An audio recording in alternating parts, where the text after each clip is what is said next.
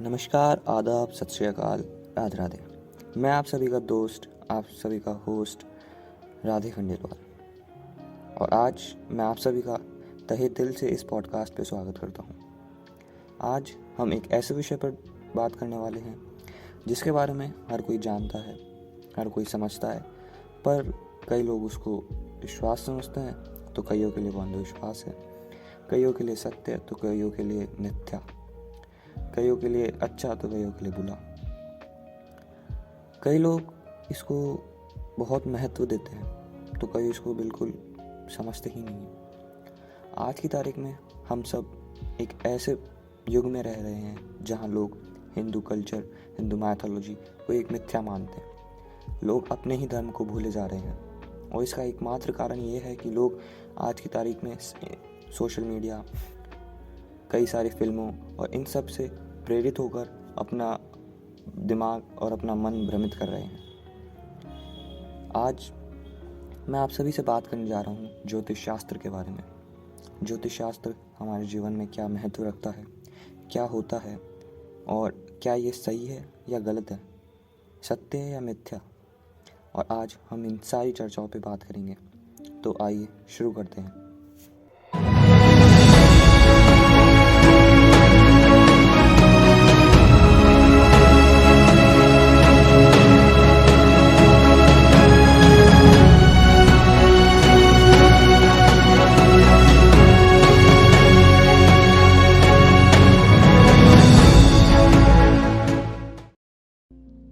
तो हम में से कई लोगों के मन में ये विचार आता होगा, कईयों के मन में ये प्रश्न आते होंगे कि एस्ट्रोलॉजी होती क्या है, एस्ट्रोलॉजी हमारे जीवन में करती क्या है, क्या ये सही भी है या फिर बस एक ढोंग है, पाखंड है। तो मैं आप सबके इन क्वेश्चंस को आज क्लियर करना चाहता हूँ कि एस्ट्रोलॉजी पाखंड नहीं है। एस्ट्रोलॉजी एक ऐसा सत्य है जिसको हर कोई समझना नहीं चाह रहा। एस्ट्रोलॉजी आज से कई युगों पहले महर्षि पाराशर द्वारा निर्मित हुई और इसमें उन्होंने प्लैनेट्स और स्टार्स की गणना की और उसके हिसाब से एक व्यक्ति की कुंडली निकालकर उसका प्रेजेंट, पास्ट एंड फ्यूचर समझा, और इसी विद्या को कहते हैं एस्ट्रोलॉजी। आगे चल के जब सभी लोगों ने इसको समझा, जाना, पहचाना और इस पे एक इन सबको विश्वास हुआ कि हाँ, ये एक सही चीज़ है जो हमें सही चीज़ बताती है हमारे जीवन के बारे में, तब कई महर्षि मुनियों तक ये बात पहुंची। और जब सबके पास ये बात पहुंची तो उन्होंने इसमें तब साधना कर कई चेंजेस लाए, और उन चेंजेस से वैदिक एस्ट्रोलॉजी के कई सारे वेरिएंट्स बने, जैसे कि न्यूमरोलॉजी हो गया, रमल शास्त्र हो गया, केपी एस्ट्रोलॉजी हो गए, या फिर आप कह सकते हैं चाइना की एक एस्ट्रोलॉजी है जिसे हम कहते हैं फेंग शुई, जो आज की तारीख में चाइना में बैन है क्योंकि लोग उसका गलत इस्तेमाल कर रहे थे।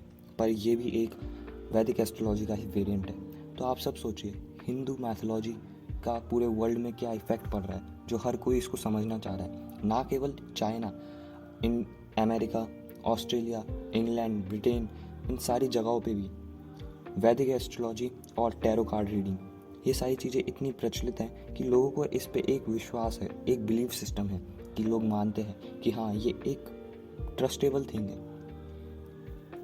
ज्योतिष शास्त्र एक इंसान के जीवन में एक अहम रोल निभाती है, और इसका एक मैं आप सबको ऐसे समझा सकता हूँ कि मान लीजिए अगर आपके जीवन में कोई दुर्घटना होने वाली हो, वैसे भगवान करे किसी को ना हो, पर अगर होए तो ज्योतिष शास्त्र आपको पहले ही चेता देता है, और इसी के कारण आप उसके लिए पहले से प्रिपेयर रहते हैं। और मान लीजिए आपके स्कूल में आपके टीचर ने एक सरप्राइज टेस्ट ले लिया, तो आपके 100% मार्क्स कम आने वाले हैं, चाहे आप टॉपर हों क्लास के या फिर फेलियर हों। पर अगर आपको पहले से बता दें कि इस तारीख को आपका एक पेपर है, तो आप लोग पहले से प्रिपेयर रहेंगे।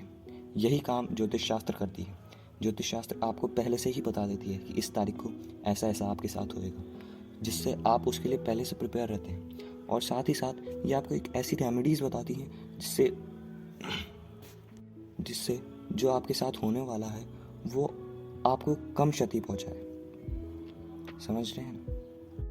एक मनुष्य अपने जीवन काल में कई लोगों से मिलता है और कई बातें सुनता है, पर वो कभी ये नहीं सोचता कि आखिरकार मैं उसी व्यक्ति से क्यों मिला, मैं किसी और से भी तो मिल सकता था, मैं किसी और, मेरा कोई और दोस्त हो सकता था, कोई और कुछ भी हो सकते थे, पर आखिरकार यही लोग क्यों मिले मेरे को? उसके पीछे भी ज्योतिष शास्त्र का एक बहुत बड़ा अहम किरदार है। ज्योतिष शास्त्र आपके प्लैनेट्स समझता है, और आपके जो मित्र होते हैं, आपके जो भी आपके रिलेटिव्स, नेबर्स, या फिर जिनसे भी आप मिलते हैं आज की तारीख में, वो और आप दोनों में एक चीज़ कॉमन होगी, और उसी कॉमन चीज़ के वजह से आज आप दोनों एक दूसरे के साथ हैं, आप दोनों के बीच में एक बॉन्ड है। और यही हमारे प्लैनेट्स का काम होता है। प्लैनेट्स जो हमारे फेवर वाले प्लैनेट्स होते हैं, उन्हीं दूसरे व्यक्ति के फेवर वाले प्लैनेट से हमें मिलाते हैं, जो हमें एक अट्रैक्शन होता है एक दूसरे के व्यक्ति। हर एक प्लैनेट जो हमारे सोलर सिस्टम में है, एक्सेप्ट अर्थ, वो हम सब के लिए कुछ ना कुछ एक बहुत इम्पॉर्टेंट रोल निभाता है हमारे जीवन में। हम लोग उसको समझ नहीं पाते, पर वो निभाता है। ये एक ऐसे ही, मतलब जैसे आपके आमने सामने हवाएं चलती है पर आपको वो दिखती नहीं है, उसी प्रकार ज्योतिष का आपके जीवन में काम होता है। ये आपके साथ होता है हर समय, पर ये आपको समझ में नहीं आता, आपको दिखता नहीं है। और यही एकमात्र कारण है कि आप कभी कभी इसको अंधविश्वास भी समझते हैं। पर ज्योतिष शास्त्र एक बहुत ही आधुनिक, बहुत ही तकनीकी और बहुत ही वेल डेवलप्ड स्टडी है, जो हमें प्लैनेट्स के बारे में बताती है। आज इसरो, नासा जैसे बड़े बड़े स्पेस सेंटर्स भी इस स्टडी को मानते हैं, इस पर बिलीव करते हैं कि जी, ये एक ऐसी स्टडी है जो हमारे जीवन में एक बहुत अहम किरदार निभाती है। ये ना केवल सिर्फ एक व्यक्ति के बारे में, बल्कि उस व्यक्ति के पूरे फैमिली, पूरा जो फ्रेंड सर्कल है, उन सब के बारे में बता देती है। ये हमें हर एक दुर्घटना, हर एक घटना, उन सब से बताती तो है, पर हमें उनसे बचाने के तरीके भी बताती है। ये हमें बीच मझधार में छोड़ने वाली चीज़ नहीं है। आज की तारीख में कई ऐसी मूवीज़ बनी हैं जिनको देखकर हम सब, हमारा जो माइंड है वो डिस्टर्ब हो जाता है, डिस्ट्रैक्ट हो जाता है। और मैं मानता हूँ कि ये नहीं होना चाहिए, क्योंकि हम जिस रिलीजन में हुए हैं वो इतना महत्वपूर्ण और इतना इम्पॉर्टेंट रिलीजन है। आज पूरे दुनिया की जितने भी रिलीजन्स हैं, वो इसका फादर माना जाता है। Hindu religion is also known as the father of all the religions, and Sanskrit is also known as the mother of all the languages. We all know that. But हमने कभी इस पे इतना गौर नहीं फरमाया। और क्यों फरमाया? क्योंकि हमारा काम ही नहीं आ रही, हमें इन सब से लेना देना ही नहीं। पर हमें समझना चाहिए कि ये हमारे जीवन, हमारे व्यक्तित्व, हमारे जो धर्म है, उन सब से रिलेटेड है। ये हमारे लिए एक बहुत अहम किरदार तो निभा ही रही है, बल्कि हमारा एक पर्सनैलिटी डेवलप कर रही है। आज सब बोलते हैं कि हिंदूज यूनाइटेड नहीं है, तो क्यों नहीं है? कुछ तो होगा ना डिफरेंस। तो उसका एकमात्र यही है कि सब डिस्ट्रैक्टेड हैं। और क्यों है? क्योंकि सब आज की तारीख में सोशल मीडिया, इन सब से इतना इन्फ्लुएंस है कि किसी को फ़र्क ही नहीं पड़ता कि क्या हो रहा है। अरे, आप जिस धर्म में हुए हो उसी के बारे में आप भूल गए। ये तो एक ऐसा धर्म है जहाँ पर स्वयं भगवान राम और भगवान कृष्ण हुए। आपको तो गर्व होना चाहिए यार कि हम एक ऐसे धर्म में हुए जहाँ पर बड़े बड़े ऐसी पर्सनैलिटीज़ हुई। आज राम और कृष्ण जैसे इन दुनिया में कोई नहीं है, और ना आज तक पैदा हुआ है। उनके जैसा दिमाग, उनके जैसा व्यक्तित्व, उनके जैसा चरित्र आज तक किसी व्यक्ति में नहीं आया। और हम लोग सोचते हैं कि ज्योतिष शास्त्र सिर्फ हम पे काम करता है, भगवानों पे भी काम करता है ज्योतिष शास्त्र। यहाँ तक कि हम समझते हैं कि ये सब भगवान की लीला थी कि वो वनवास गए, फिर रावण को मारा, फिर वापस से आए, फिर सीता जी से उनका वापस से विरह हो गया। पर ऐसा कुछ ही नहीं था। ये सब पहले से डिसाइडेड था। और किससे था? प्लैनेट से। जो भगवान श्री राम की प्लैनेट्स थे, जो भगवान श्री राम की होरोस्कोप थी, उसमें ये सब पहले से डिसाइडेड था कि भगवान श्री राम के साथ ऐसा ऐसा होना चाहिए। तो आप खुद सोचिए कि जिस चीज़ से स्वयं भगवान नहीं बच पाए, तो हम तो कैसे ही बच पाएंगे? हम तो एक मिट्टी के कण हैं उस व्यक्तित्व के आगे, और हम उसी चीज़ को समझ ही नहीं रहे। जो शास्त्र, अगर आप एक अच्छे एस्ट्रोलॉजर से पूछें तो वो आपको एक अच्छी प्रिडिक्शन देगा। हमें जैसा पिक्चरों में दिखाते हैं वैसे भी होता है। कई सारे ऐसे भी एस्ट्रोलॉजर्स हैं जो सिर्फ पैसे कमाने के लिए ढोंग रचाते हैं, पर कई जेन्युइन लोग भी तो हैं। आप उन पे तो विश्वास कीजिए।